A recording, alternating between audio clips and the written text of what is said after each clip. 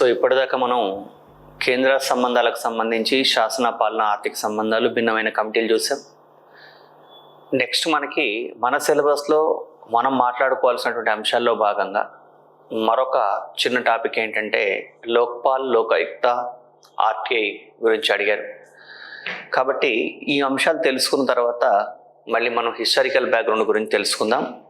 ఎవరైతే పోటీ పరీక్షలు రాస్తున్నారో వాళ్ళు మీ సిలబస్ కాపీ, అంటే ఇది గ్రూప్ 2 గ్రూప్ 1 అనే కాకుండా మీరు ఏ ఎగ్జామ్ రాస్తున్నారో ఆ ఎగ్జామినేషన్ సంబంధించినటువంటి సిలబస్ కాపీ మీ దగ్గర ఉంచుకొని పాలిటీ విభాగంలో సంబంధిత టాపిక్ని మీరు వీడియో క్రాస్ చెక్ చేసుకున్నట్లయితే మీకు సులభంగా ఉంటుంది.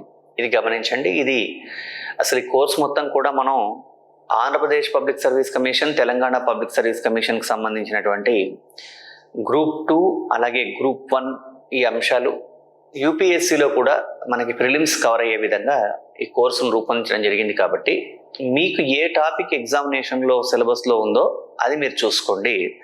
నెక్స్ట్ మనం తెలుసుకోవాల్సిన మరొక టాపిక్ ఏంటంటే లోక్పాల్. నెక్స్ట్ దీంట్లో లోక్పాల్, లోకాయుక్త, ఆర్టీఐ అన్నారు. ఒక్కొక్కటి మనం తెలుసుకుందాం. లోక్పాల్ అంటే ఏంటి అసలు? ఇది లోక్పాల్ అనేటువంటి ఐడియాని ఎలా మనం అర్థం చేసుకోవాలి అని అంటే, యాక్చువల్గా ఇది సంస్కృత పదం లోకపాల అనేటువంటి సంస్కృత పదం నుంచి వచ్చింది. ఈ లోక్పాల్ అనే పేరుని సూచించింది ఎవరు అంటే ఎల్ఎం సింఘ్వి. మనం 73, 74 రాజ్యాంగ సవరణల గురించి మాట్లాడుకునేప్పుడు ఎల్ఎం సింఘ్వి కమిటీ సూచనల ఆధారంగానే స్థానిక ప్రభుత్వాలకు రాజ్యాంగబద్ధ హోదా కల్పించడం జరిగిందని చెప్పాం కదా. ఆ ఎల్ఎం సింఘ్వి అనే వ్యక్తి అవినీతిని నివారించడం కోసం ఒక వ్యవస్థ ఏర్పాటు చేయాలి, దానికి ఒక పేరును సూచించండి అంటే సంస్కృత పదమైనటువంటి లోకపాల అనే అంశాన్ని బేస్ చేసుకుని లోక్పాల్ అనే పదాన్ని రూపొందించడం జరిగింది. ఇక్కడ లోక అంటే ప్రజలు అని సంస్కృతంలో, అలాగే మనకి పాల అంటే ఇక్కడ రక్షకుడు,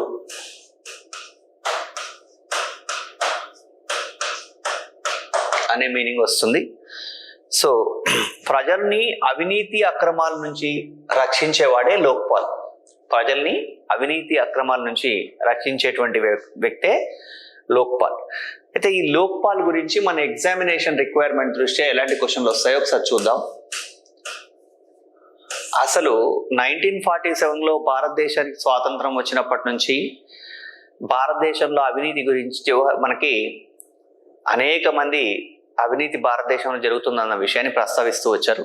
మహాత్మా గాంధీ కూడా స్వాతంత్రానంతరం దేశంలోని అవినీతి గురించి అనేక లేఖల్ని ఆయన స్వీకరించాడని చెప్తారు. అయితే ఈ అవినీతి వ్యవస్థ నివారించడం కోసం ఏం చేయాలి అనే ప్రయత్నాలు జరుగుతున్న కాలంలో మనకి అధికారికంగా గమనిస్తే 1959 నుంచి మనకి అవినీతి నివారణ కోసం భారతదేశంలో ప్రయత్నాలు జరిగాయి. 1959 ఎందుకు మనం తీసుకుంటున్నాం అంటే 1959లో అప్పటి కేంద్ర ఆర్థిక మంత్రి సిడి దేశ్ముఖ్ అనేటువంటి వ్యక్తి జవహర్లాల్ నెహ్రూను ఒక విషయాన్ని తెలియజేశాడు. ఏమని అంటే, దేశంలో అవినీతి పెరిగిపోతుంది కాబట్టి ఒక అవినీతి నివారణ కోసం ఒక వ్యవస్థను ఏర్పాటు చేయాలి. సిడి దేశ్ముఖ్ ప్రతిపాదన ఏంటి? అవినీతి నివారణకు ఒక వ్యవస్థ కావాలి అని ఎవరు కోరారు? సిడి దేశ్ముఖ్ కోరాడు. ఎవరిని కోరాడు ఈయన అంటే జవహర్లాల్ నెహ్రూను కోరడం జరిగింది. ఎవరు? సిడి దేశ్ముఖ్ కోరడం జరిగింది. ఇక అప్పుడు రాజేంద్ర ప్రసాద్ ఏం చేశాడు అంటే, మరి దీనికోసం ఏం చేస్తే బాగుంటుందని చెప్పేసి అత్యున్నత స్థాయిలో ఉన్నటువంటి వాళ్ళ అవినీతిని నివారించడం కోసం ఒక వ్యవస్థను ఎలా ఏర్పాటు చేయాలని ఆలోచన చేసి 1964లో ఒక కమిటీ ఏర్పాటు చేశారు. అదే సంతానం కమిటీ. 1964లో సంతానం కమిటీ ఏర్పాటు చేస్తే సంతానం కమిటీ ఏం సూచించింది అంటే, కేంద్రంలో అవినీతిని నివారించడం కోసం, కేంద్రంలో అవినీతి నివారణ కోసం లోక్పాల్ అనే వ్యవస్థ, అదేవిధంగా రాష్ట్రంలో అవినీతిని నివారించడం కోసం లోకాయుక్త అనే ఒక వ్యవస్థ ఉంటే బాగుంటుంది అని సూచించింది ఎవరు అంటే సంతానం కమిటీ. సంతానం కమిటీ రికమెండేషన్స్ ని బేస్ చేసుకుని మరి కేంద్రంలో అవినీతికి సంబంధించినటువంటి బిల్లు ఏమో కేంద్ర పార్లమెంట్ లో ప్రవేశపెట్టాలి, లోక్పాల్ బిల్లు. రాష్ట్రంలో అవినీతికి సంబంధించినటువంటి బిల్లులు అయితేనేమో రాష్ట్ర శాసనసభలో ఏ రాష్ట్రానికి ఆ రాష్ట్ర శాసనసభ ప్రవేశపెట్టాలి. కాబట్టి ఆ సందర్భంలో సంతానం కమిటీ రికమెండేషన్స్ ని బేస్ చేసుకుని 1968లో మొదటిసారిగా లోక్పాల్ బిల్లుని పార్లమెంట్ లో ప్రవేశపెట్టారు. ఎప్పుడు 1968లో లోక్పాల్ బిల్లుని ప్రవేశపెట్టడం జరిగింది. ఇక్కడ గమనించాలి, 1968లో ఇందిరాగాంధీ ప్రభుత్వం అధికారంలో ఉన్నప్పుడు లోక్పాల్ బిల్లును ప్రవేశపెట్టిన తర్వాత 1970లో లోక్సభ రద్దు కావడం వల్ల, అంటే ఇందిరాగాంధీ లోక్సభను రద్దు చేసేసిన తర్వాత ఆ బిల్లు అక్కడితో వీగిపోయింది. ఇక్కడ గమనించాలి, 1968 నుంచి లోక్పాల్ బిల్లు వేరు వేరు రూపాల్లో పార్లమెంట్లో ప్రవేశపెడుతూనే ఉన్నారు.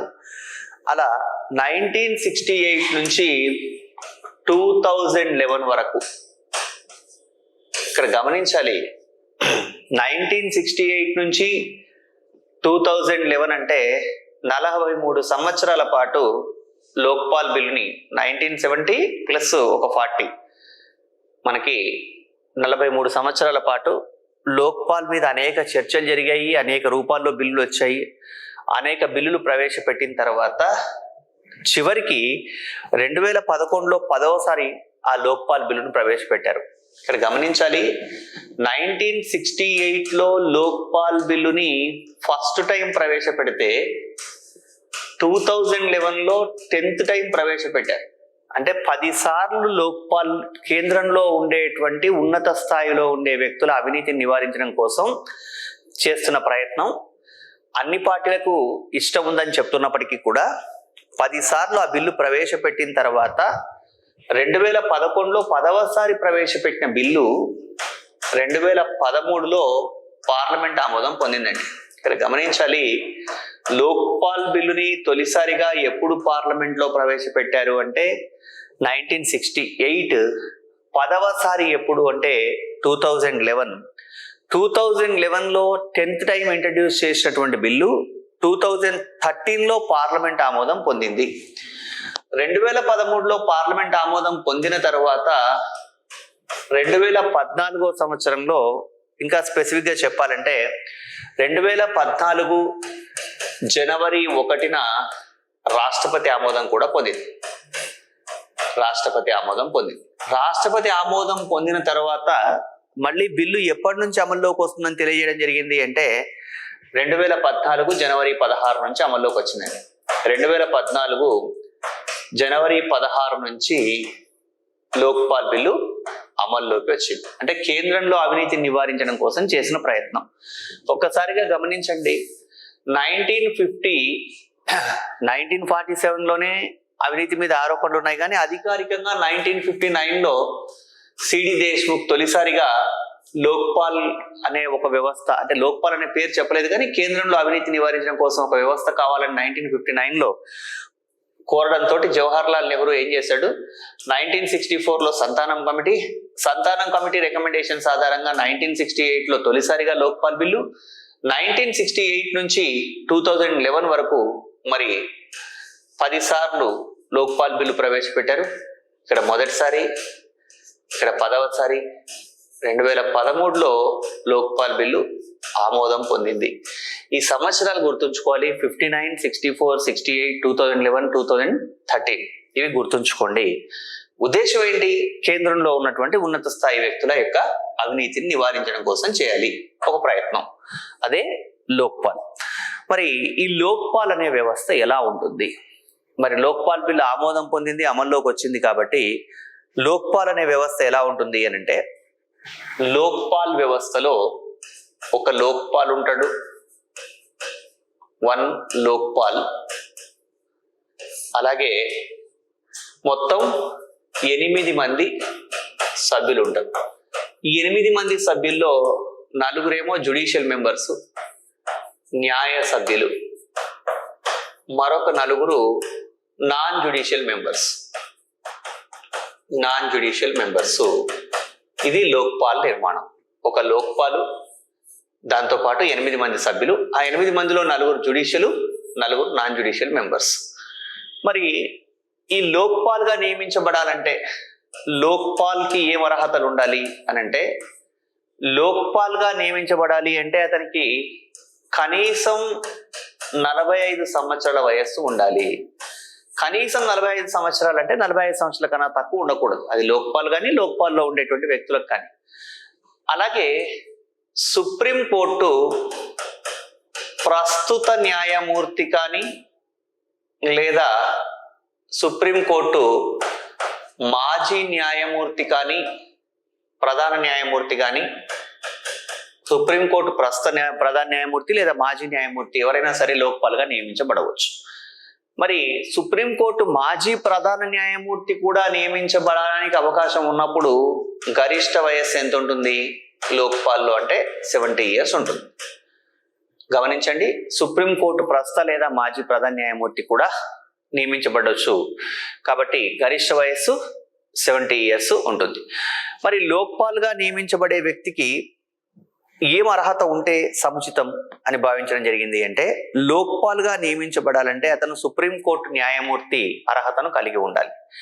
ఎవరు? లోక్పాల్గా నియమించబడే వ్యక్తి. ఇక 4 జ్యుడిషియల్ మెంబర్స్, 4 న్యాయ సభ్యులకి ఏం అర్హతలు ఉండాలి అని అంటే, ఈ 4 న్యాయ సభ్యులు ఎవరైతే ఉన్నారో వాళ్ళకి సుప్రీంకోర్టు లేదా హైకోర్టు న్యాయమూర్తిగా నియమించబడడానికి కావాల్సిన అర్హతలు ఉండాలి. సుప్రీంకోర్టు న్యాయమూర్తి లేదా హైకోర్టు న్యాయమూర్తిగా నియమించబడడానికి కావాల్సినటువంటి అర్హతలు ఉండాలి. ఎవరికి? న్యాయ సభ్యులకి. అలాగే మరొక 4 నాన్ జ్యుడిషియల్ అన్నాం కదా, న్యాయ వ్యవస్థ సంబంధం లేని వ్యక్తులు. వీళ్ళు ఏదైనా ఒక రంగంలో నిపుణులై ఉండాలి. ప్రధానంగా వీళ్ళు వివిధ రంగాల్లో నిపుణులై ఉండడంతో పాటుగా ఎస్సీ, ఎస్టీ, బీసీ, మైనారిటీ మహిళలై ఉండాలి. ఎస్సీ, ఎస్టీ, బీసీ, మైనారిటీ మహిళా సభ్యులై ఉండాలి. వీళ్ళు నిపుణులై ఉండాలి ఏదో ఒక రంగంలో. సరే, ఇక్కడ 4 సభ్యులు అన్నారు నాన్ జ్యుడిషియల్ మెంబర్స్.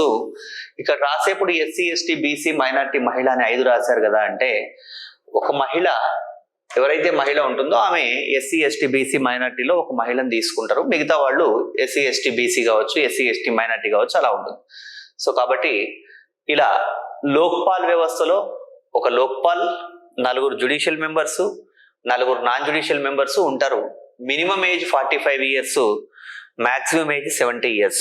అయితే ఇక్కడ గమనించవలసిన పాయింట్ ఏంటంటే, లోక్పాల్గా నియమించబడ్డ వ్యక్తి లోక్పాల్గా కానీ లేదా లోక్పాల్ సభ్యుడిగా కానీ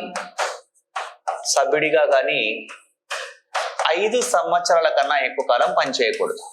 మాక్సిమం 5 years కన్నా ఎక్కువ పనిచేయకూడదు. అంటే ఉదాహరణకి ఎలా మనం అర్థం చేసుకోవాలి అంటే, లోక్పాల్లో ఒక జ్యుడిషియల్ మెంబర్ ఉన్నాడు. ఈ జ్యుడిషియల్ మెంబర్ అనే వ్యక్తి మెంబర్గా 2 సంవత్సరాలు పూర్తి చేశాడు కాల పరిమితి. ఆ తర్వాత అతను లోక్పాల్ అయినాడు అనుకుందాం, 2 సంవత్సరాలు సభ్యుడిగా పదవి పూర్తి చేసి. రిమైనింగ్ లోక్పాల్గా 3 years ఉంటాడు, అంతేగాని టోటల్ 5 years ఉండడు. అంటే లోక్పాల్ వ్యవస్థలోకి ఎంటర్ అయిన తర్వాత అది సభ్యుడిగా కానీ లేదా లోక్పాల్గా కానీ మొత్తం మీద 5 years కన్నా ఎక్కువ పని చేయకూడదు. ఇది మనం గుర్తుంచుకోవాలి. మరి ఈ లోక్పాల్ చైర్మన్ ని కానీ లోక్పాల్ మెంబర్స్ ని కానీ ఎవరు ఎంపిక చేస్తారు అంటే, హై పవర్ కమిటీ ఎంపిక చేస్తుంది. హై పవర్ కమిటీ ఎంపిక చేసినటువంటి వ్యక్తుల జాబితాను రాష్ట్రపతికి పంపితే, రాష్ట్రపతి హై పవర్ కమిటీ సూచనల మేరకు లోక్పాల్ని లేదా లోక్పాల్తో పాటుగా లోక్పాల్లో ఉండేటువంటి జ్యుడిషియల్, నాన్ జ్యుడిషియల్ మెంబర్స్ ని నియమించడం జరుగుతుంది. మరి లోక్పాల్ చైర్మన్ సభ్యులను నియమించేది ఎవరు అని అడిగితే రాష్ట్రపతి అని చెప్పాలి. రాష్ట్రపతి ఎవరి సూచనల మేరకు ఈ చైర్మన్ సభ్యులను నియమిస్తాడు అంటే, హై పవర్ కమిటీ లేదా సెలక్షన్ కమిటీ సలహా మేరకు వాళ్ళు నియమించడం జరుగుతుంది. మరి ఈ హై పవర్ కమిటీ లేదా సెలక్షన్ కమిటీలో ఎవరు సభ్యులుగా ఉంటారు అంటే, ఫస్ట్ ప్రధానమంత్రి, అంటే హై పవర్ కమిటీకి చైర్మన్ ఎవరు? మళ్ళీ ప్రధానమంత్రి. ప్రధానమంత్రితో పాటు ఇంకా ఎవరు ఉంటారు అంటే మరొక వ్యక్తి Lok Sabha speaker. Lok Sabha speaker high power కమిటీలో మెంబర్గా ఉంటాడు. అలాగే లోక్సభలో ప్రతిపక్ష నాయకుడు, లోక్సభలో ప్రతిపక్ష నాయకుడు కూడా లోక్పాల్ చైర్మన్ ని మెంబర్లను నియమించి హై పవర్ కమిటీలో లేదా సెలక్షన్ కమిటీలో సభ్యుడు. అదేవిధంగా సుప్రీంకోర్టు చీఫ్ జస్టిస్ లేదా మరొక సీనియర్, అంటే ఇతను కూడా సుప్రీంకోర్టు చీఫ్ జస్టిస్ సూచనల మేరకే వచ్చి ఉంటాడు. సుప్రీంకోర్టు ప్రధాన న్యాయమూర్తి లేదా అతను సుప్రీంకోర్టు ప్రధాన న్యాయమూర్తి సూచించినటువంటి మరొక సీనియర్ న్యాయమూర్తి.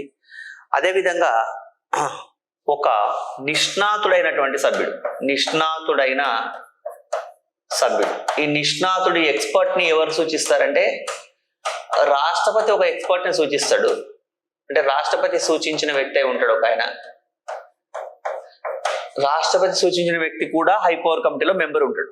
గమనించాలి, లోక్పాల్ నియమించే సెలక్షన్ కమిటీకి ప్రధానమంత్రి చైర్మన్, అలాగే ప్రధానమంత్రితో పాటు లోక్సభ స్పీకరు, లోక్సభలో ప్రతిపక్ష నాయకుడు, సుప్రీంకోర్టు ప్రధాన న్యాయమూర్తి లేదా ఒక సీనియర్ న్యాయమూర్తి, సుప్రీంకోర్టు ప్రధాన న్యాయమూర్తి సూచన మేరకు, అలాగే రాష్ట్రపతి ప్రతిపాదించినటువంటి ఒక వ్యక్తి. వీళ్ళందరూ కలిసి లోక్పాల్ చైర్మన్ మరియు సభ్యులుగా ఎవరు ఉండాలి అనే విషయాన్ని ఎంపిక చేస్తారు. వాళ్ళు ఎంపిక చేసి రాష్ట్రపతికి పంపినప్పుడు రాష్ట్రపతి ఏం చేస్తాడు అంటే వీళ్ళ ఎంపికను పరిగణనలోకి తీసుకుని లోక్పాల్ చైర్మన్ ని, లోక్పాల్లో సభ్యులను నియమించడం జరుగుతుంది. మనం ఇంతకుముందే మాట్లాడుకున్నాం, లోక్పాల్ చైర్మన్ గా సభ్యుడిగా గరిష్టంగా 5 సంవత్సరాల కన్నా ఎక్కువ కాలం పనిచేయడానికి వీలు ఉండదు. మరి లోక్పాల్ గా ఇంతకుముందు ప్రస్తావించిందే లోక్పాల్ గా నియమించబడాలంటే సుప్రీంకోర్టు ప్రధాన న్యాయమూర్తిగా కానీ లేదా సుప్రీంకోర్టు న్యాయమూర్తిగా కానీ పనిచేసి ఉండాలి ఒకటి. సభ్యులుగా నియమించబడాలంటే వాళ్ళు హైకోర్టు న్యాయమూర్తులుగా లేదా సుప్రీంకోర్టు న్యాయమూర్తులుగా పనిచేసి ఉండాలి. దీంతో పాటుగా కనీస వయస్సు 45, గరిష్ట వయస్సు ఏమో 70 సంవత్సరాలు, పదవీ కాలం ఓవరాల్ గా 5 years. అయితే దీంట్లో కొన్ని టెక్నికాలిటీస్ ఉన్నాయి, అది కూడా గమనించాలి. అర్హతలతో పాటు అవి ఏంటి అంటే లోక్పాల్ గా కానీ లోక్పాల్ మెంబర్స్ గా కానీ నియమించబడే వాళ్ళు పార్లమెంట్ లో కానీ రాష్ట్ర శాసనసభలో కానీ లేదా స్థానిక ప్రభుత్వాల్లో కానీ సభ్యుడిగా ఉండరాదు. అంటే ప్రజాప్రతినిధులుగా ఉన్న వాళ్ళు లోక్పాల్ వ్యవస్థలో భాగం అవ్వడానికి అవకాశం లేదు. అలాగే వీరి మీద నేర ఆరోపణ ఉండకూడదు, నేరారోపణ రుజువై ఉండకూడదు. అంటే నేర ఆరోపించబడి రుజువై ఉంటే వాళ్ళు అర్హులు కారు. ప్రభుత్వ సర్వీస్ నుంచి తొలగించబడ్డ వాళ్ళు కూడా లోక్పాల్ గా నియమించబడడానికి అవకాశం లేదు. దాంతో పాటుగా ఒకసారి లోక్పాల్ చైర్మన్ మెంబర్లుగా నియమించబడ్డ వాళ్ళు వాళ్ళ 5 సంవత్సరాల కాల పరిమితిని పూర్తి చేసి రిటైర్ అయిన తర్వాత వాళ్ళకి పెన్షన్ కూడా లభిస్తుంది. 5 సంవత్సరాలు పూర్తి చేసి రిటైర్ అయిన తర్వాత పెన్షన్ ఉంటుంది.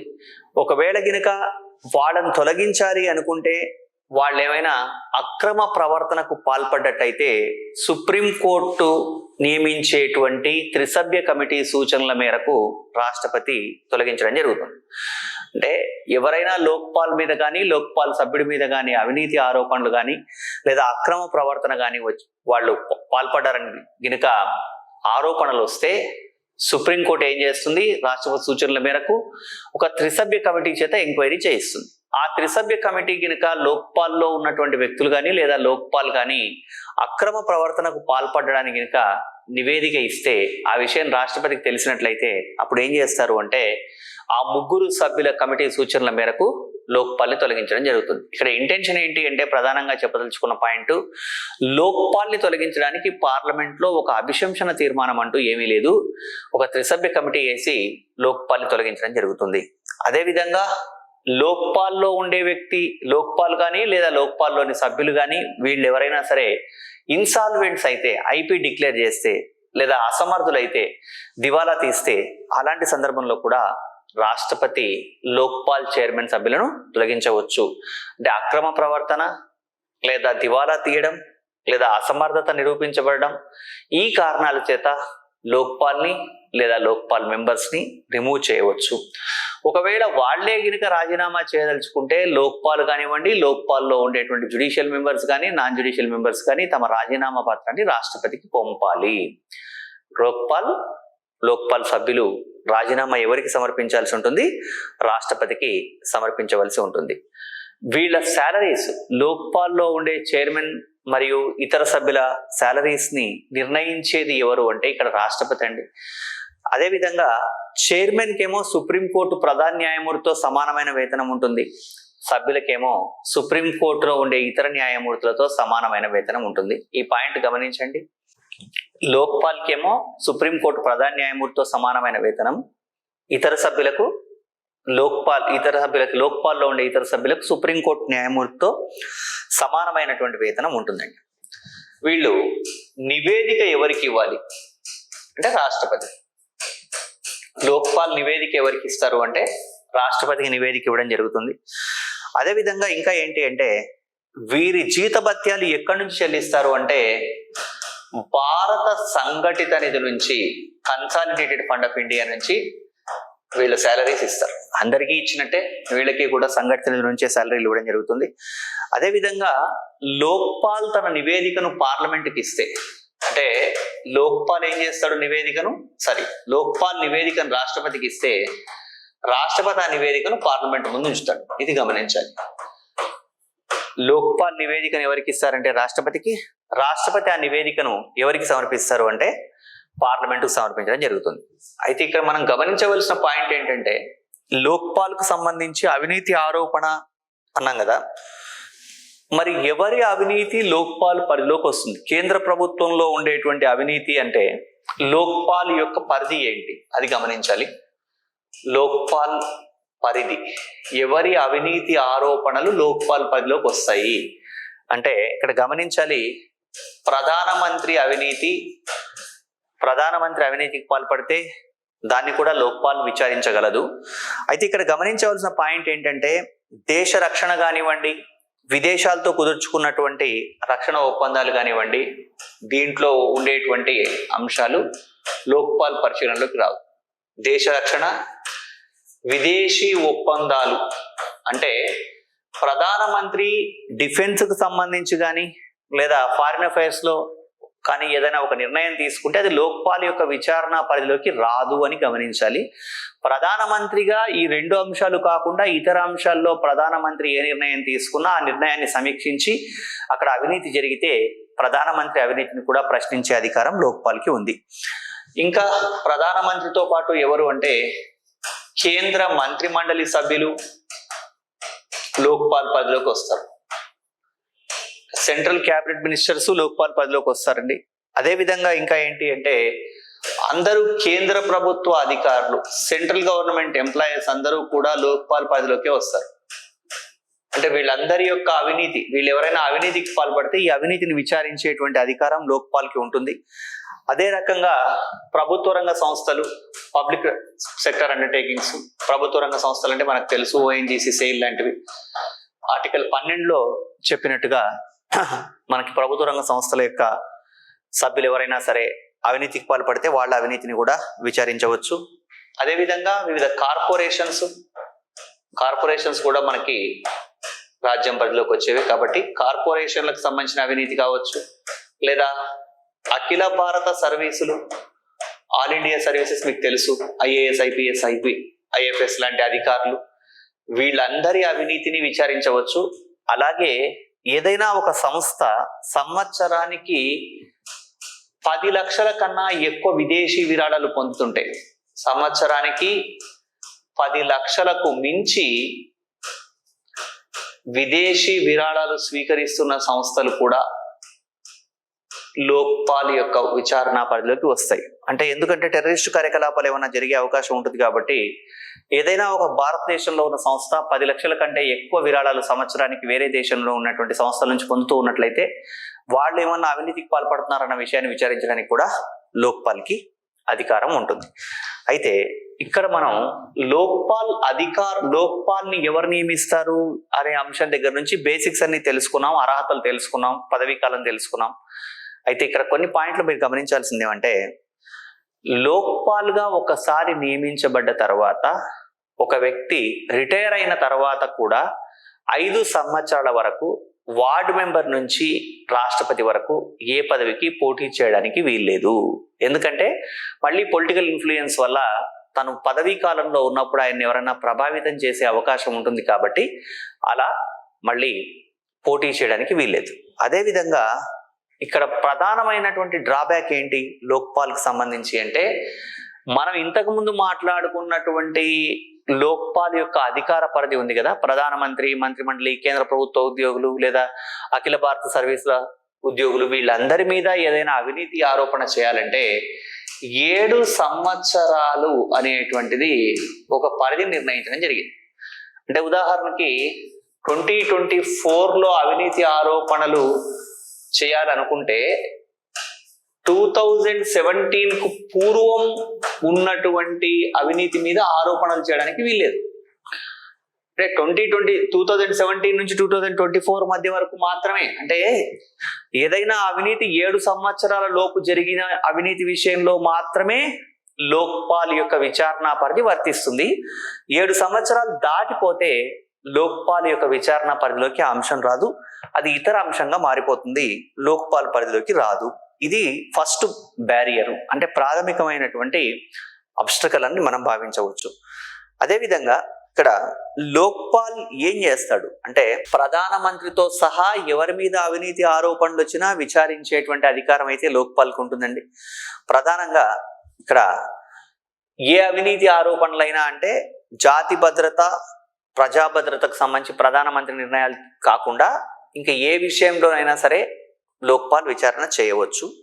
దీనికి ఒక స్వతంత్రమైనటువంటి ప్రాసిక్యూషన్ విభాగం కూడా ఉంటుంది లోక్పాల్కి. అదేవిధంగా దేశంలో ఉన్న ఇతర విచారణ సంస్థలు ఏవైతే ఉన్నాయో, అంటే సెంట్రల్ బ్యూరో ఆఫ్ ఇన్వెస్టిగేషన్ కావచ్చు, ఇలాంటివన్నీ కూడా లోక్పాల్ యొక్క పాలనా నియంత్రణ పరిధిలోకి వస్తాయి. వాళ్ళు కూడా లోక్పాల్కి సహకరించాల్సి ఉంటుంది. అదేవిధంగా లోక్పాల్కి సంబంధించి మరొక అబ్స్టకల్ లేదా బ్యారియర్ ఏంటి అంటే, ఇక్కడ ఎవరి మీదైనా సరే ఒకవేళ గనుక లోక్పాల్ విచారణ చేసే క్రమంలో సివిల్ కోర్టు అధికారాలని కలిగి ఉంటుంది. లోక్పాల్ ఎవరినైనా విచారించవచ్చు, ఏ అధికారిక పత్రాలనైనా పరిశీలించవచ్చు. కానీ లోక్పాల్ ఏం చేస్తుంది అంటే, ఇక్కడ నేరుగా శిక్ష విధించదండి. అవినీతి ఆరోపణలు రుజువు అవుతే ప్రత్యేక కోర్టులను ఏర్పాటు చేయొచ్చు, కానీ వీళ్ళే శిక్షలు విధించరు. ఒకవేళ గనుక ఎవరైనా సరే లోక్పాల్ యొక్క విచారణలో అవినీతికి పాల్పడారని తెలిస్తే వాళ్ళకి 2 నెలల సాధారణ కారాగార శిక్ష దగ్గర నుంచి మొదలుకొని యావజ్జీవ కారాగార శిక్ష వరకు విధించవచ్చు. జరిమానాలు కూడా విధించవచ్చు. జరిమానా అనేటువంటిది ఆర్థిక నేరం అనే యొక్క తీవ్రత ఆధారంగా ఉంటుంది. అంటే ఎంత తీవ్రమైన ఆర్థిక నేరం అనేది, ఇప్పుడు 1,00,000 రూపాయల అవినీతి ఉండొచ్చు, 2G స్పెక్ట్రంలో జరిగినట్టుగా 1,75,000 కోట్లు ఉండవచ్చు. కాబట్టి జరిమానా అనేటువంటిది ఆర్థిక నేరం తీవ్రత ఆధారంగా ఉంటుంది.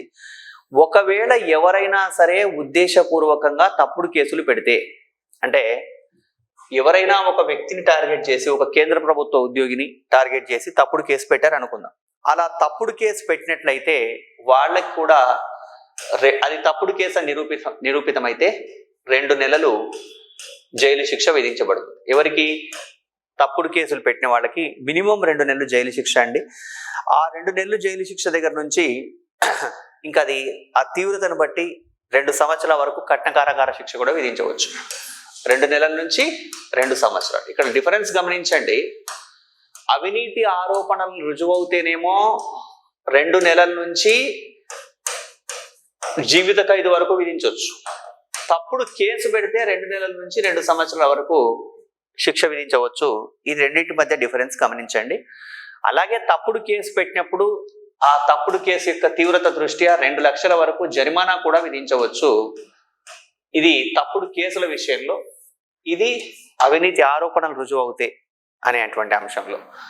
అయితే దీంట్లో ఉన్న మరొక ప్రాథమికమైనటువంటి బ్యారియర్ ఏంటి అని మాట్లాడుకున్నాం కదా. దాంట్లో ఏంటంటే, లోక్పాల్ ఏదైనా ఒక అంశాన్ని విచారణకు స్వీకరించినట్లయితే 6 నెలల లోపు ఆ విచారాన్ని పూర్తి చేయవలసి ఉంటుంది. ఇది కూడా ఒక అబ్స్ట్రకల్ అని భావించాలి. ఒక విచారణ స్వీకరించినట్లయితే 6 నెలల లోపు లోక్పాల్ విచారణని పూర్తి చేయవలసి ఉంటుంది.